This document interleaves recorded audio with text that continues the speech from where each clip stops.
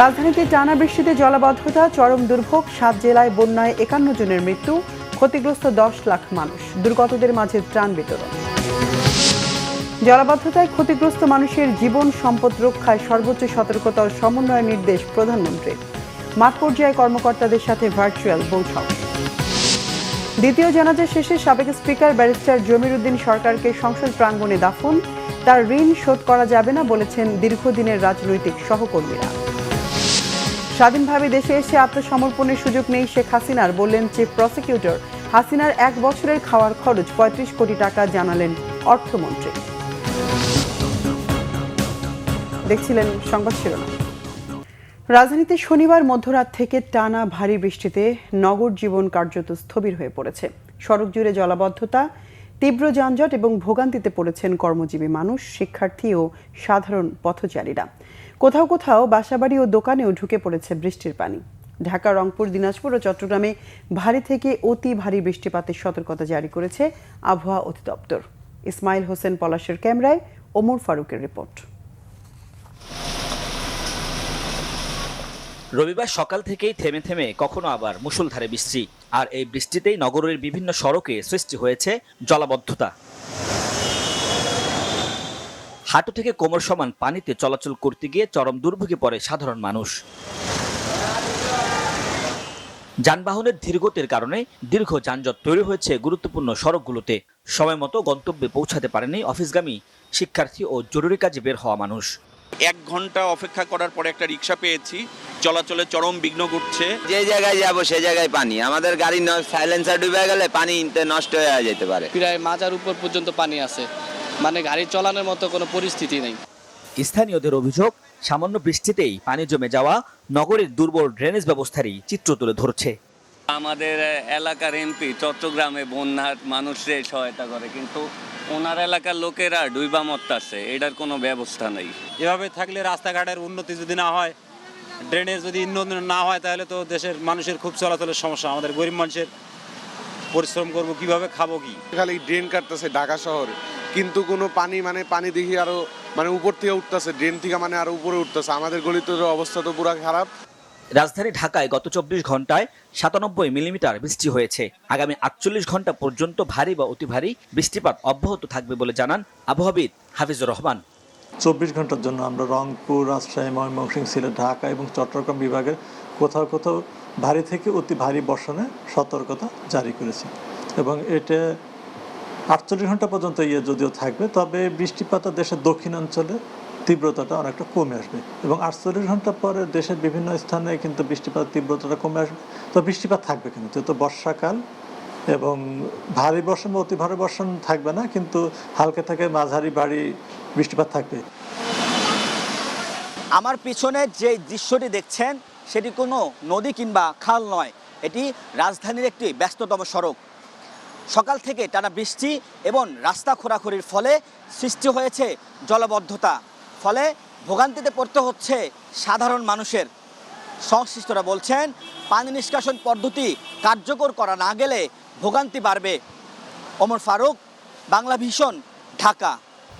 ভারী বর্ষণ ও পাহাড়ি ঢলে সৃষ্ট বন্যা ও পাহাড় ধসে চট্টগ্রাম, খাগড়াছড়ি সহ 7 জেলায় এখন পর্যন্ত মৃত্যু হয়েছে 51 জনের। ক্ষতিগ্রস্ত অন্তত 10 লাখ মানুষ।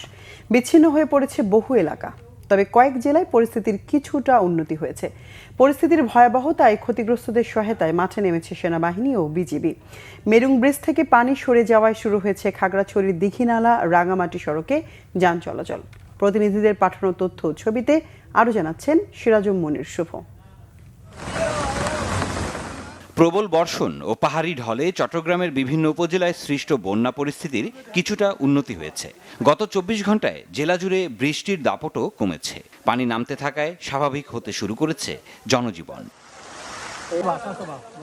এবারের বন্যায় সবচেয়ে বেশি ক্ষতিগ্রস্ত হয়েছে সাতকানিয়া, বাঁশখালী, লোহাগাড়া, চন্দনাইশ উপজেলা। পানিবন্দী হয়ে পড়েছে 7.5 লাখ মানুষ। একই সাথে কৃষি, মৎস্য ও প্রাণী সম্পদের ব্যাপক ক্ষয়ক্ষতি হয়েছে। প্রশাসনের সাথে বন্যা দুর্গতদের জন্য কাজ করছে সেনাবাহিনী ও বিজিবি। দরবার ডুবে গেছে, কোনো নৌকা নাই, কিছু নাই, এরকম হেঁটে 1 কিলোমিটার পর্যন্ত। আমার ঘরে পানি ঢুকি, আর আজও 5 দিন পর্যন্ত কোনো কিছু সরকারের কিছু না হয়। আমাদের বাড়ির চারিপাশে অনেক পানি, কিন্তু আমরা খাওয়ার মতো কোনো পানি পাইতেছি না। বন্যায় সবচেয়ে বেশি ক্ষতিগ্রস্ত ও ঘরবাড়ি হারানোদের বিকল্প জায়গায় বসবাসের ব্যবস্থা করার আশ্বাস দিয়েছেন বিদ্যুৎ, জ্বালানি ও খনিজ সম্পদ প্রতিমন্ত্রী আনিন্দ ইসলাম অমিত। তারেক রহমানের পক্ষে আমাদের মেয়র থাকেন কিংবা কেউ যদি অসুখ হন তাহলে তারও চিকিৎসার বন্দোবস্ত যতদিন এখানে থাকবেন আপনারা তার ব্যবস্থা ইনশাআল্লাহ ওনারা করছেন এবং আগামীতেও করবেন। বান্দরবানেও বন্যা পরিস্থিতির উন্নতি হয়েছে। শনিবার বিকাল থেকে বৃষ্টি কমায় বন্যার পানি নামছে।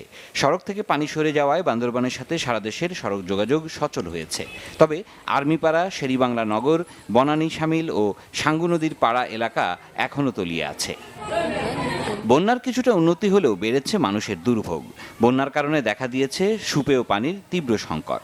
বান্দরবান ও লামা পৌরসভার পক্ষ থেকে ভাউচারে করে আশ্রয় কেন্দ্রগুলোতে খাবার পানি সরবরাহ করা হচ্ছে, যা চাহিদার তুলনায় অপ্রতুল। খাগড়াছড়ির বন্যা পরিস্থিতিও উন্নতির দিকে, তবে পানি নামার সাথে ফুটে উঠছে ক্ষতচিহ্ন। বিভিন্ন এলাকায় এখনও পানিবন্দী হাজারো পরিবার। মেরুং ব্রিজ থেকে পানি সরে যাওয়ায় 5 দিন পর খাগড়াছড়ির দীঘিনালা রাঙামাটি সড়কে যান চলাচল শুরু হয়েছে। বন্যায় অন্তত 1000 হেক্টর জমির আমন বীজতলা, আউশ চারা, সবজির ক্ষেত ও ফলবাগান ক্ষতিগ্রস্ত হয়েছে। বন্যার্তদের সহায়তায় কাজ করছে সেনাবাহিনী ও বিজিবি। অন্যদিকে টানা বর্ষণ ও উজানের ঢলে রাঙামাটি জেলার বাঘাইছড়ি, বরকল, বিলাইছড়ি, জুরাছড়ি, ননিয়ারচর উপজেলা পানিতে তলিয়েছে। পানিবন্দী প্রায় 30,000 মানুষ। বাঘাইছড়ি উপজেলার বন্যা পরিস্থিতি অপরিবর্তিত রয়েছে। উপজেলার দুর্গত মানুষের মাঝে ত্রাণ সহায়তা পৌঁছাতে হিমশিম খাচ্ছে প্রশাসন। তাই সেনাবাহিনীর সদস্যরাও কাজে যোগ দিয়েছেন। বাড়ি বাড়ি গিয়ে ত্রাণ সহায়তা পৌঁছে দেওয়ার চেষ্টা করছেন তারা। কক্সবাজার জেলায়ও বন্যা পরিস্থিতির উন্নতি হয়েছে। তবে পাহাড় ধস ও পানিতে ডুবে 3 জনের মৃত্যুর খবর জানিয়েছে প্রশাসন। চকরিয়া, পেকুয়া ও মাতামুহুরী উপজেলার বন্যা পরিস্থিতিরও উন্নতি হচ্ছে। 3 উপজেলার 10টি ইউনিয়নের 50 গ্রামের মানুষ এখনও তীব্র জলাবদ্ধতার মধ্যে রয়েছে। গত সপ্তাহে শুরু হওয়া বন্যায় এসব গ্রামের 1 লাখের বেশি মানুষ পানিবন্দী অবস্থায় রয়েছে। এসব এলাকায় নিত্যপণ্য ও পানীয় জলের তীব্র সংকট দেখা দিয়েছে।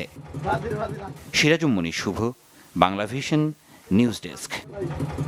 জলাবদ্ধতা কবলিত মানুষের জীবন সম্পদ রক্ষায় সর্বোচ্চ সতর্কতা ও সমন্বয়ের নির্দেশ দিয়েছেন প্রধানমন্ত্রী তারেক রহমান। অতিবৃষ্টির কারণে সৃষ্টি হওয়া জলাবদ্ধতায় ক্ষতিগ্রস্ত মানুষের জীবন সম্পদ রক্ষা, দ্রুত ত্রাণ ও চিকিৎসা সেবা নিশ্চিত এবং পরিস্থিতি মোকাবেলায় সর্বোচ্চ সতর্কতা ও সমন্বয়ের সঙ্গে কাজ করতে সংশ্লিষ্ট সব সংস্থা ও মাঠ প্রশাসনকে নির্দেশ দিয়েছেন প্রধানমন্ত্রী তারেক রহমান। দুপুরে সচিবালয়ে প্রধানমন্ত্রীর কার্যালয় থেকে জুম প্ল্যাটফর্মের মাধ্যমে দেশের 8 বিভাগের বিভাগীয় কমিশনার সহ মাঠ প্রশাসনের সংশ্লিষ্ট কর্মকর্তাদের সঙ্গে অনুষ্ঠিত এক ভার্চুয়াল সভায় তিনি এসব নির্দেশনা দেন। সভায় বিভাগীয় কমিশনাররা নিজ নিজ এলাকার জলাবদ্ধতার সর্বশেষ পরিস্থিতি, ক্ষয়ক্ষতি, আশ্রয় কেন্দ্রের অবস্থা, উদ্ধার কার্যক্রম, ত্রাণ বিতরণ এবং চিকিৎসা সেবার অগ্রগতি সম্পর্কে প্রধানমন্ত্রীকে অবহিত করেন। প্রধানমন্ত্রী বলেন, দুর্যোগপূর্ণ এই পরিস্থিতিতে মানুষের জীবন ও সম্পদ রক্ষায় প্রশাসনের সর্বোচ্চ অগ্রাধিকার। কোনো ধরনের গাফিলতির সুযোগ নেই। ক্ষতিগ্রস্ত মানুষের কাছে দ্রুত ত্রাণ সামগ্রী, শুকনো খাবার, বিশুদ্ধ খাবার পানি, শিশু খাদ্য, প্রয়োজনীয় ঔষধ এবং চিকিৎসা সেবা পৌঁছে দিতে তিনি সংশ্লিষ্টদের নির্দেশ দেন।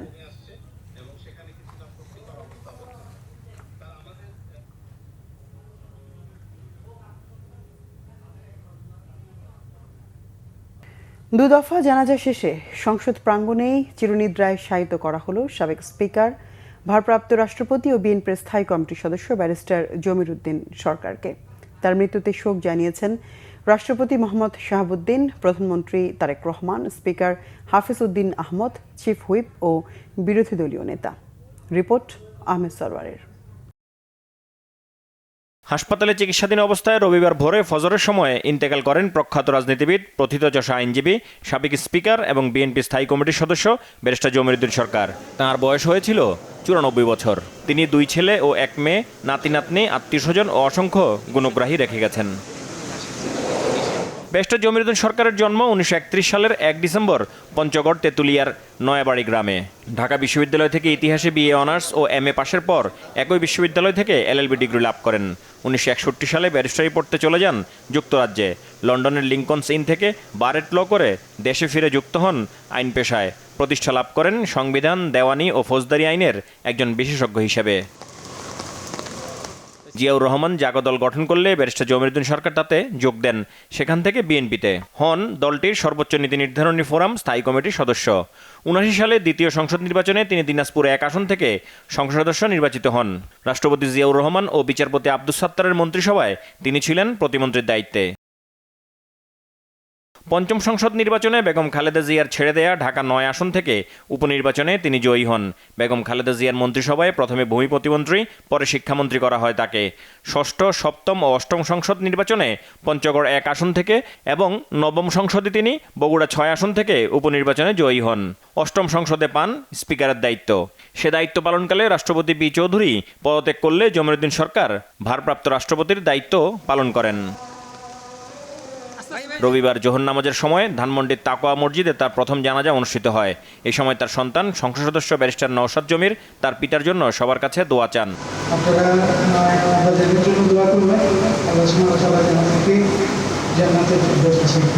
সংসদের দক্ষিণ প্লাজায় হবার কথা থাকলেও দুর্যোগপূর্ণ আবহাওয়ার কারণে সংসদ টানেলে বাদ আসর তার দ্বিতীয় জানাজা হয়।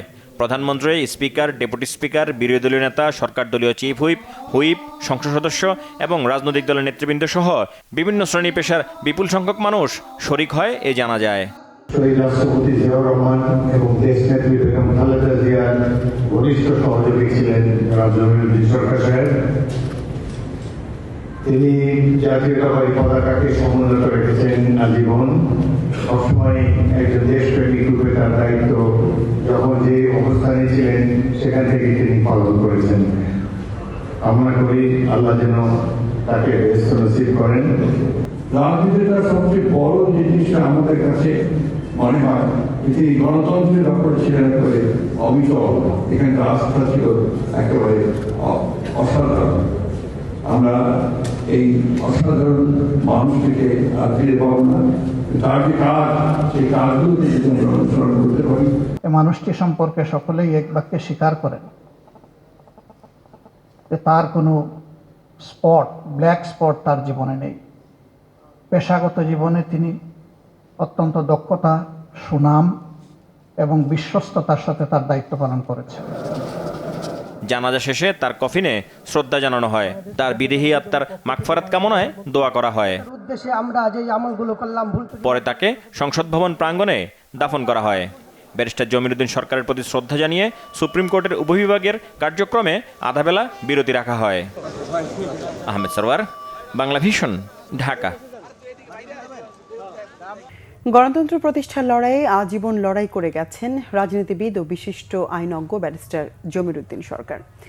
জাতীয় জীবনে তার যখন সবচেয়ে বেশি প্রয়োজন ছিল তখনই তাকে হারাতে হলো বলে মন্তব্য করেছেন বিএনপির মহাসচিব ও স্থানীয় সরকার মন্ত্রী মির্জা ফখরুল ইসলাম আলমগীর।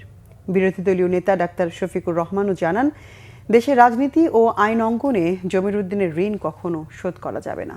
তার মৃত্যুতে দেশ একজন সাদা মনের মানুষকে হারালো বলে জানান স্পিকার হাফিজউদ্দিন আহমদ। আরও জানাচ্ছেন জিয়াউল হক সবুজ। নীরবতা পালনের জন্য আহ্বান জানাচ্ছি। সাবেক স্পিকার ও সাবেক অস্থায়ী রাষ্ট্রপতি ব্যারিস্টার জমিরুদ্দিন সরকারের মৃত্যুতে তার স্মৃতির প্রতি শ্রদ্ধা জানান সংসদ সদস্যরা। এ সময় আদালত প্রাঙ্গণে তার সুটেড বুটেড সফল কর্মজীবনের প্রশংসা করেন দীর্ঘদিনের রাজনৈতিক সহকর্মীরা। উদার গণতান্ত্রিক রাজনীতির প্রতি তার যে আনুগত্য, এই ব্যাপারে তিনি অবিচল ছিলেন। আমাকে সবসময় একটা কথা বলতেন, ইলেকশন করবে, ইলেকশনের মধ্যে দিয়ে যাবে, ইলেকশন ছাড়া কিন্তু কখনো গণতন্ত্রে পৌঁছানো যায় না। তো তাকে সারা জীবনে আমরা 3 পিস সুটেড বুটেড স্পিকার, ভারপ্রাপ্ত রাষ্ট্রপতি, শিক্ষামন্ত্রী, আইনজীবী এই হিসাবেই জেনে যাব। কিন্তু সারা জীবন ওনার যা প্র্যাকটিস, কর্মজীবন আমার বয়সের সমান। তিনি অত্যন্ত সিরিয়াসলি তার ক্লায়েন্টের জন্য কাজ করেছেন। তিনি একটা প্রতিষ্ঠান ছিলেন মাননীয় স্পিকার, এবং আইন জগত যেরকম ছিলেন, পার্লামেন্টে একই রকম ছিলেন। সাবেক এই স্পিকারকে শ্রদ্ধার সাথে স্মরণ করেন বিরোধী দলীয় নেতা ডাক্তার শফিকুর রহমানও। মজলুমদের প্রতি তার সবসময় সমব্যথী মনোভাবও তুলে ধরেন তিনি। তিনি বলতেন, এটা আমার নৈতিক দায়িত্ব, এটা আমার জন্য সুযোগ। একসাথে রাজনীতি করেছি, তাদের জীবনের এই কঠিন চ্যালেঞ্জিং মুহূর্তে আমার মধ্যে সামান্য মানবতা থাকলে আমার পক্ষে তার কাছ থেকে তাদের পক্ষে ফি নেওয়া সম্ভব নয়।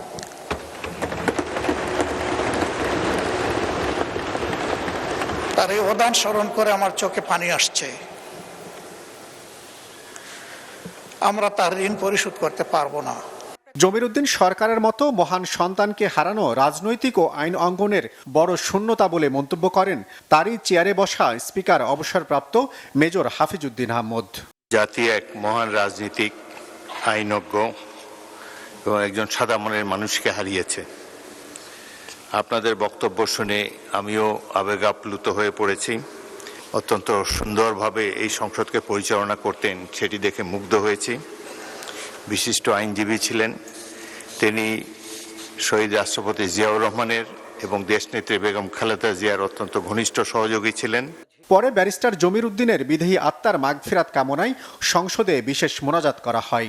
আল্লাহ, তুমি আমাদের যাকে উদ্দেশ্য করে আজকে হাত তুলেছি, আল্লাহ তাকে তুমি মাফ করে দাও। ব্যারিস্টার জমিরুদ্দিনের স্মৃতির প্রতি শ্রদ্ধা জানিয়ে বাকি কার্যক্রম স্থগিত রেখে সোমবার বিকেল ৩টা পর্যন্ত সংসদ মুলতবি করেন স্পিকার। মোহাম্মদ জমিরুদ্দিন সরকারের স্মৃতির প্রতি সম্মান জানিয়ে জিয়াউল হক সবুজ, বাংলা ভিশন, ঢাকা।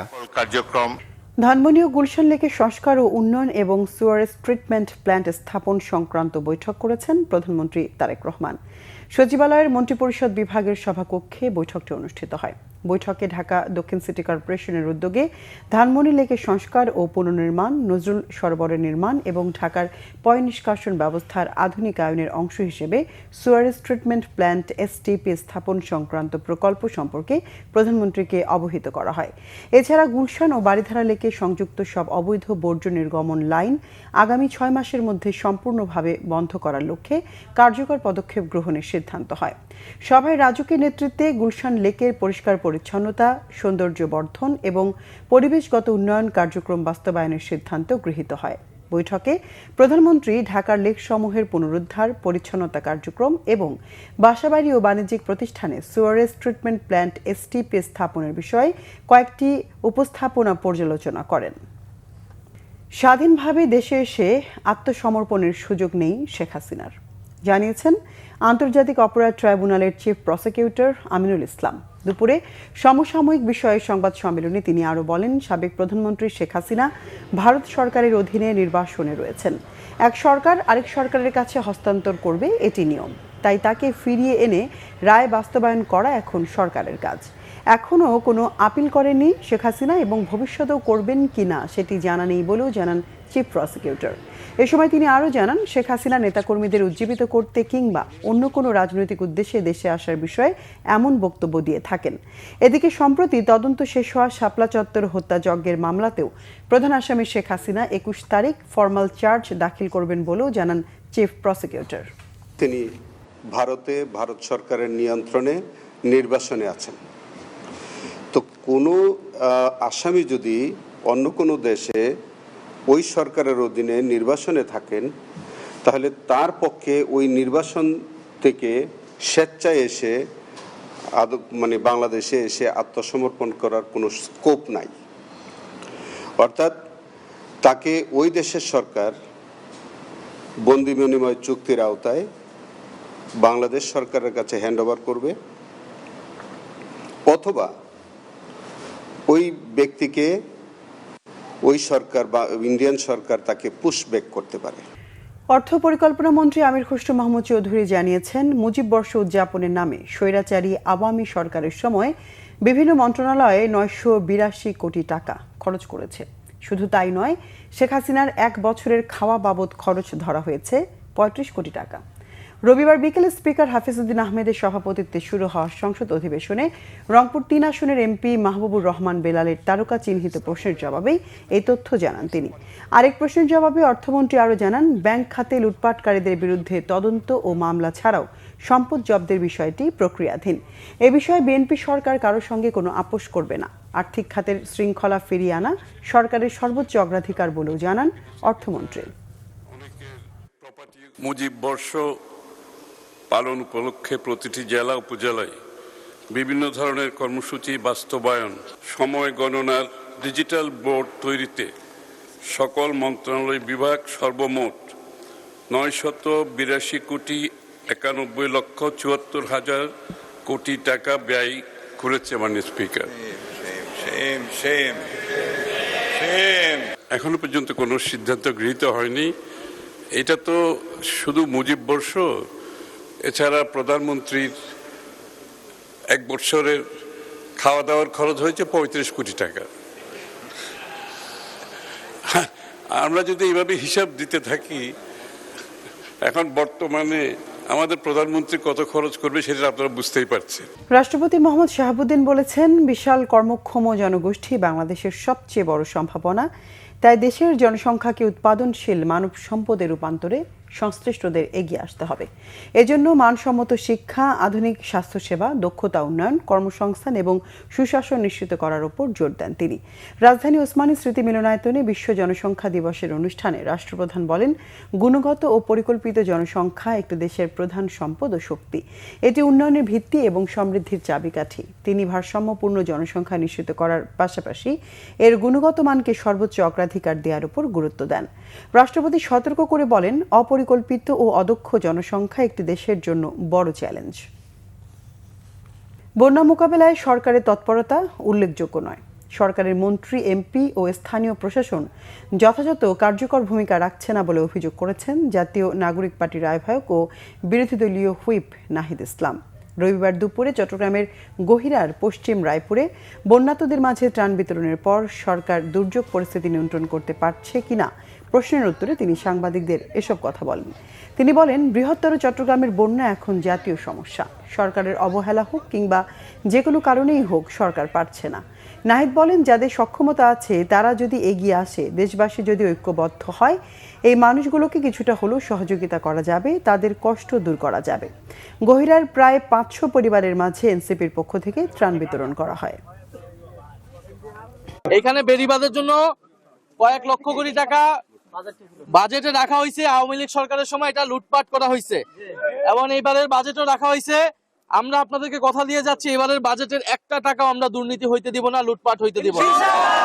বেড়িবাঁধের কথা আমরা তুলবো সংসদে এবং এই টাকা যাতে স্থানীয় এমপি হোক, প্রশাসন হোক, তারা যাতে সঠিকভাবে টাকা ব্যয় করে এবং দ্রুত সময়ের মধ্যে বেড়িবাঁধটা হয় এবং এইখানে স্থানীয় আপনারা যারা আছেন তাদের যাতে এই কষ্টটা দূর হয়, এটার জন্য আমরা ইনশাল্লাহ চেষ্টা করব।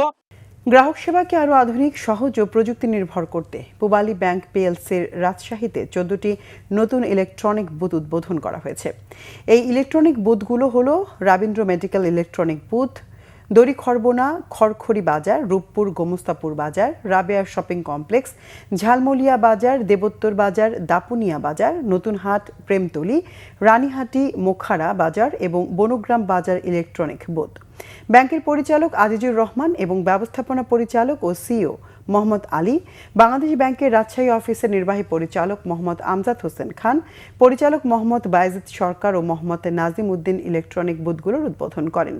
এ সময় উপস্থিত ছিলেন ব্যাংকের উপব্যবস্থাপনা পরিচালক মোহাম্মদ শাহনেওয়াজ খান, উপমহাব্যবস্থাপক ও রাজশাহী অঞ্চলের অঞ্চল প্রধান মোহাম্মদ সাজিদুর রহমান সহ ব্যাংকের ঊর্ধ্বতন কর্মকর্তারা।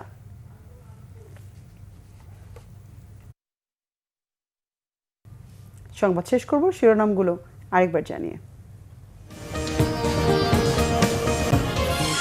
রাজধানীতে টানা বৃষ্টিতে জলাবদ্ধতা, চরম দুর্ভোগ, 7 জেলায় বন্যায় 51 জনের মৃত্যু, ক্ষতিগ্রস্ত 10 লাখ মানুষ, দুর্গতদের মাঝে ত্রাণ বিতরণ।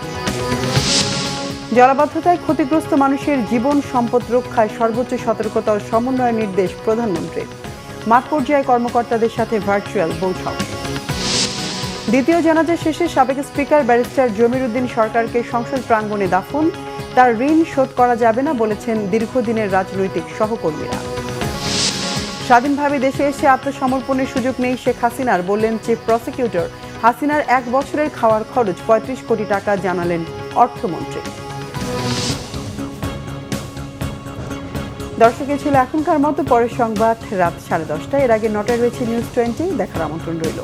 এছাড়া বাংলাভিশন সংবাদ ও সংবাদ সংশ্লিষ্ট অনুষ্ঠান দেখতে ভিজিট করুন www.bvnews24.com ও facebook.com/banglavishnnews এবং সাবস্ক্রাইব করুন youtube.com/banglavishnnews। এতক্ষণ সঙ্গে থাকায় ধন্যবাদ সবাইকে।